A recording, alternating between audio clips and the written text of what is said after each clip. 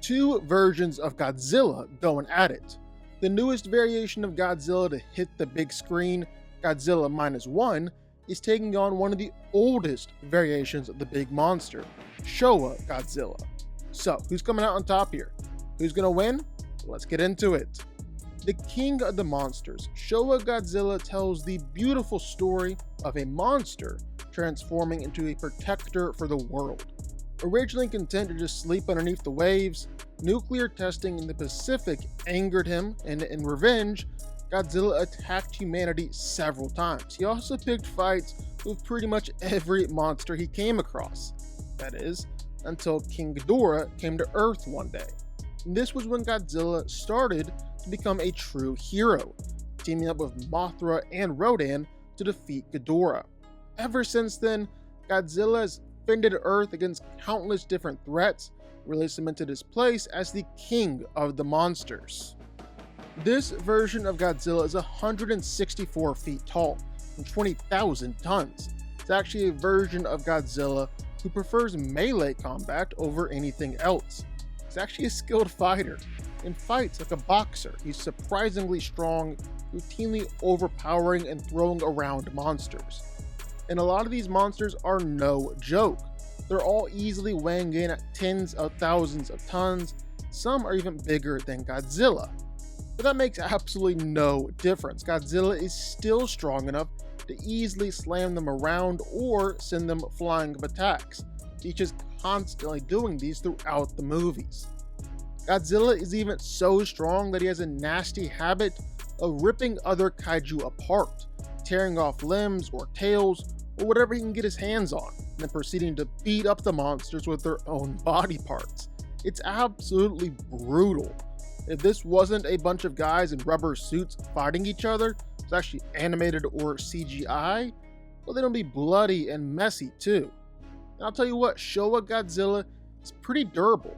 Godzilla can take everything that the military can throw at him, and it all does basically nothing. He can simply walk through the vast majority of these attacks, and acts like he doesn't even feel it.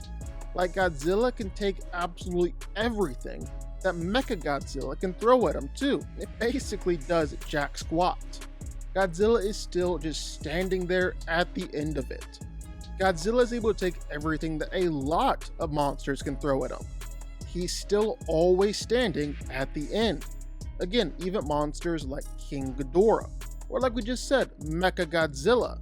And if he ever is injured, well, Godzilla can pretty much instantly heal from attacks.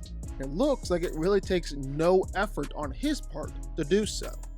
And last but not least, well, it's the atomic breath. Like we mentioned earlier, this version of Godzilla uses atomic breath. It's more of a backup when melee fighting doesn't quite cut it. But that doesn't mean the attack isn't still powerful. It's able to take down other monsters whenever Godzilla uses it. It's able to destroy buildings and vaporize metal. But it's not the most powerful atomic breath you're ever gonna see. And this Godzilla really doesn't even use it that much. Like we said earlier, this Godzilla is a fighter and really does prioritize melee combat over everything else. Then there's the other Godzilla, Godzilla Minus One. Like pretty much every other version of Godzilla, this big guy was basically a prehistoric dinosaur swimming around in the ocean. A local legendary sea monster, until one day he was horribly mutated and transformed by a nuclear bomb, becoming Godzilla. Now, this version of Godzilla was incredibly aggressive and hostile, both before and after his mutation. He was known to attack anything that he thought was a threat, or really anything that crossed his path. In fact, you could almost read his aggression as just straight up hostility and hatred, almost showing a kind of vengeance towards humans. Basically, you don't want to cross paths with this particular Godzilla. After being mutated, Godzilla grew to over 150 feet tall and showed off some impressive physicality. His jaws are able to lift up a train, he can knock over buildings with his tail. Godzilla is even so strong that he can easily launch boats and trains, send them flying through the air. Despite all of that, Godzilla is surprisingly fast too. It's able to show off some impressive reflexes. But the biggest thing Godzilla has going for him, well, his durability and his regeneration. Like all versions of Godzilla, Godzilla Minus One is extremely tough. I mean, forget being relatively immune to firearms, missiles, rockets from tanks or battleships. Godzilla straight up survived a nuclear bomb.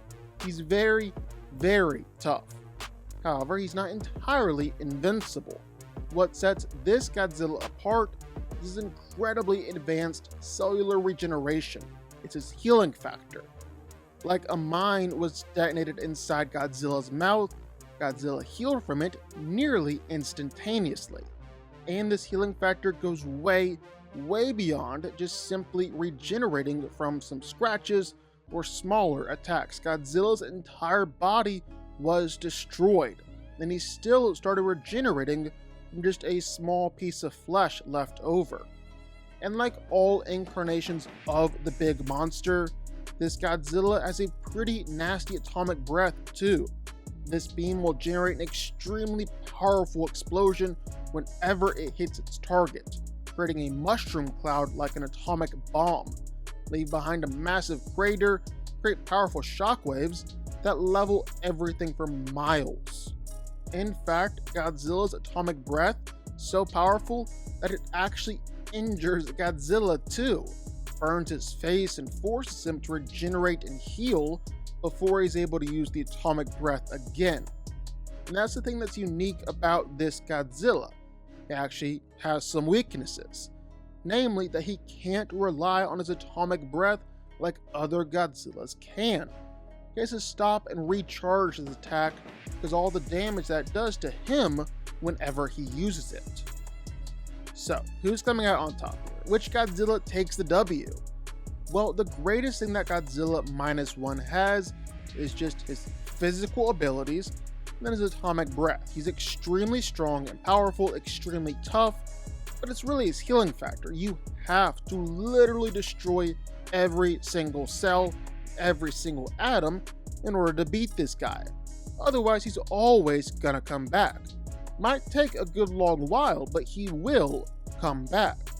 His atomic breath is also insanely impressive. It's like a legit nuclear bomb going off, leaving miles of devastation with each blast. And it's really that breath that's easily Godzilla Minus One's most powerful attack here. And you can make an easy argument that will do some serious damage to Showa Godzilla in the fight. It's a seriously powerful attack. Of course, on the other hand, pretty easy argument to make that Showa Godzilla can take this attack and still be standing at the end of it.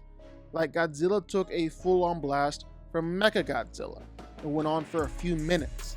Literally every weapon and attack that Mechagodzilla had.